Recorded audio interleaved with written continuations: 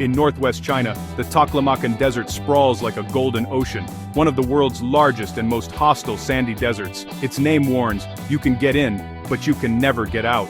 The sun scorches by day, and winter nights freeze the air. This is a land of extremes. 85% of the Taklamakan is made up of mobile dunes, some hundreds of feet high, constantly reshaped by fierce winds. These shifting sands have swallowed ancient cities and farmland, making survival a daily struggle for plants, animals, and people.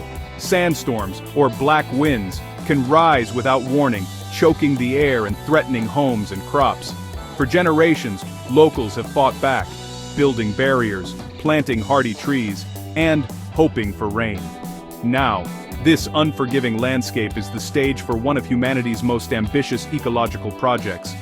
The goal, not to conquer the desert, but to contain it, drawing a literal line in the sand to protect millions. This is more than tree planting. It's about building a living barrier for a stable future.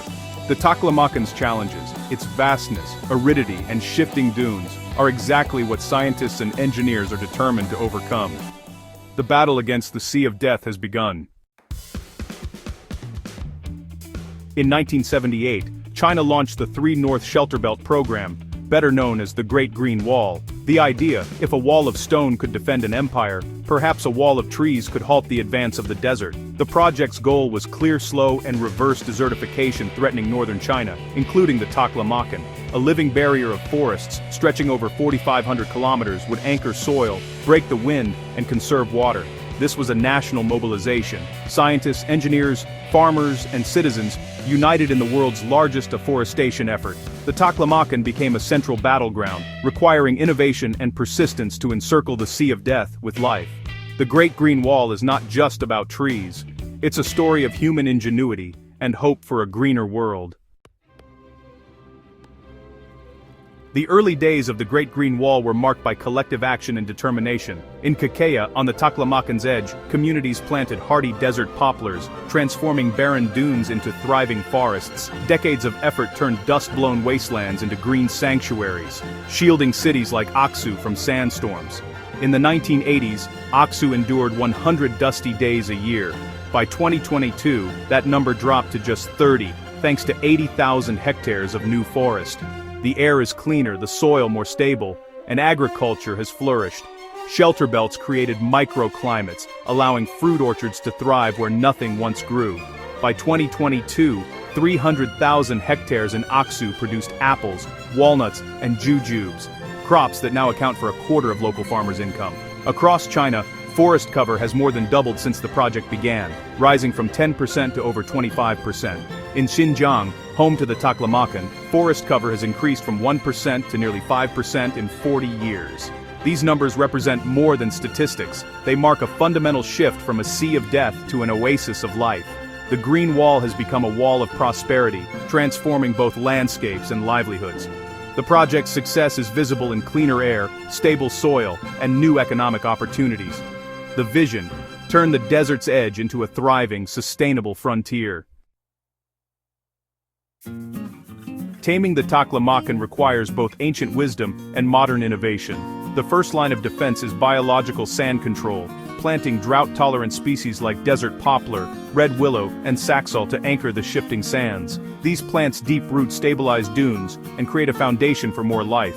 In the harshest zones, where even these plants can't survive, engineering takes over. Straw checkerboards, grids pressed into the sand, slow the wind and trap sand, gradually stabilizing the surface. In critical areas, concrete walls, stone barriers, and trenches protect highways and railways from encroaching dunes. By combining biological and engineering methods, China has built a comprehensive defense system. Soft power from plants, hard strength from structures. This multi-layered approach is key to holding back the desert. The result: a living, evolving barrier that adapts to the Taklamakan's relentless movement. Each tool, from humble shrub to engineered wall, plays a role in this ecological transformation. Together, they form a shield against the advancing sands. Modern technology is amplifying the greening of the Taklamakan. Massive solar panel farms now dot the desert, generating clean electricity and shading the ground below. This shade cools the soil, reduces evaporation, and allows hardy plants to take root beneath the panels.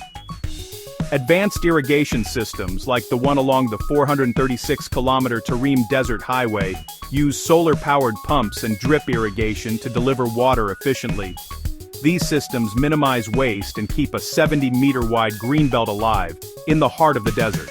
Scientists are also experimenting with saline drip irrigation, using brackish water to sustain salt-tolerant shrubs. Remote sensing technology helps monitor plant health and select the most resilient species. The result is a high-tech, sustainable approach to desert greening. By blending solar power, smart irrigation, and data-driven science, China is pushing the boundaries of what's possible. The Taklamakan is becoming a laboratory for green innovation. The transformation of the Taklamakan's edge has changed lives. Green barriers now protect vital infrastructure like the Hotan-Rokiang Railway, keeping trade and travel safe from shifting sands. Farmers, once at the mercy of sandstorms, now grow high-value crops in sheltered orchards, lifting families out of poverty. Cleaner air and fewer dust storms have improved public health and quality of life. The green belts absorb thousands of tons of carbon dioxide each year, contributing to the fight against climate change. At the heart of this effort are the forest guardians, husband and wife teams who maintain the irrigation wells and care for the trees. Their dedication keeps the green wall alive, day and night. These frontline workers are living symbols of hope and resilience. The project's success is measured not just in trees but in transformed communities. The Sea of Death is becoming a green oasis, thanks to human commitment. The Great Green Wall's greatest challenge is water. Millions of trees need irrigation, straining underground aquifers and risking long-term sustainability. In places like Minkin, intensive planting has caused groundwater levels to drop dramatically. This has forced a rethink. Planting must work with the natural water cycle, not against it. Early reliance on monocultures, vast poplar plantations, proved risky as disease wiped out billions of trees. The lesson: resilience comes from diversity. Ecologists now advocate for mixed plantings of native, drought-tolerant species that use less water and resist disease. The project is shifting toward creating robust, self-sustaining ecosystems. The challenge is to apply this wisdom across the vast scale of the wall. Sustainability, not just expansion, is now the guiding principle. The Great Green Wall has faced criticism and debate. Some scientists argue that increased rainfall and grazing restrictions, not just tree planting, have driven much of the greening. Survival rates for new trees can be low, making maintenance and species selection crucial. Critics warn against trying to force forests where deserts naturally exist, urging restoration of native shrubs and grasses instead. These plants are better adapted to arid conditions and more effective at stabilizing sand without depleting water. The project has evolved, monocultures are out, biodiversity is in. Water-saving technologies and native species are now priorities. The wall's success is measured by thriving ecosystems, not just planting quotas. Debate and adaptation have made the project stronger. The Great Green Wall is a living experiment, constantly learning and improving. As the Great Green Wall approaches its 2050 goal, the focus is on long-term survival, not just rapid planting. Maintenance, efficient irrigation, and ecosystem health are now priorities. The lessons learned in China are being shared globally, inspiring similar projects in Africa and beyond.